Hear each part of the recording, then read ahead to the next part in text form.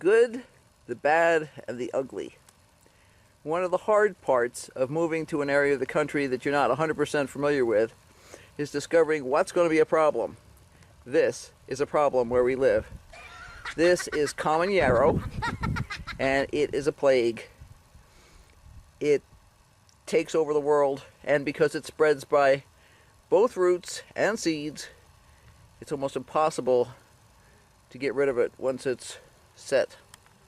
I'm going to make sure I get rid of everything in the gravel this year, and because this area is gravel, I can actually spray it with something. I use a combination of vinegar and salt that does a pretty darn good job of wiping out the plants without being a danger to my fuzzy people. But there are other things around here that look great until you see what they can do in the long run. Now, isn't this a pretty little plant?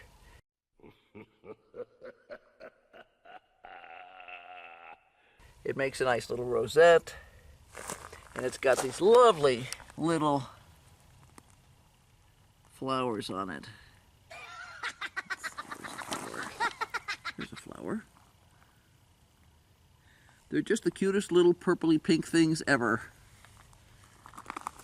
And they have this plant has a taproot, and they're very drought tolerant. And it just seems like this would be a wonderful plant to have around until you could see what they could do in the long run. We have a bunch of those over in this area, and I'm going to do a lot of weeding to get rid of them, because my goal is to never let them go to seed. I have an up-close picture that shows why we don't want these guys to go to seed. Pretty nasty. Here we have some more of the heronbill. Now, you can see where they would have gotten that name from. And it still doesn't look that awful until you get to the seed phase. Then it becomes a real problem. But there they are.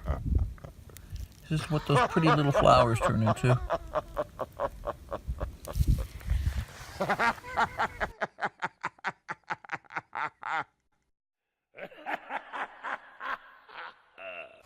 This is another plant that turned out to be an issue in our area.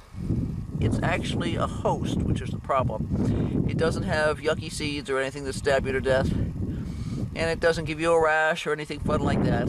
But later in the summer, a lot of times you wind up with spores on the bottom of these, and it turns out that there's a type of rust that can infect this, and so I do not allow it in the yard.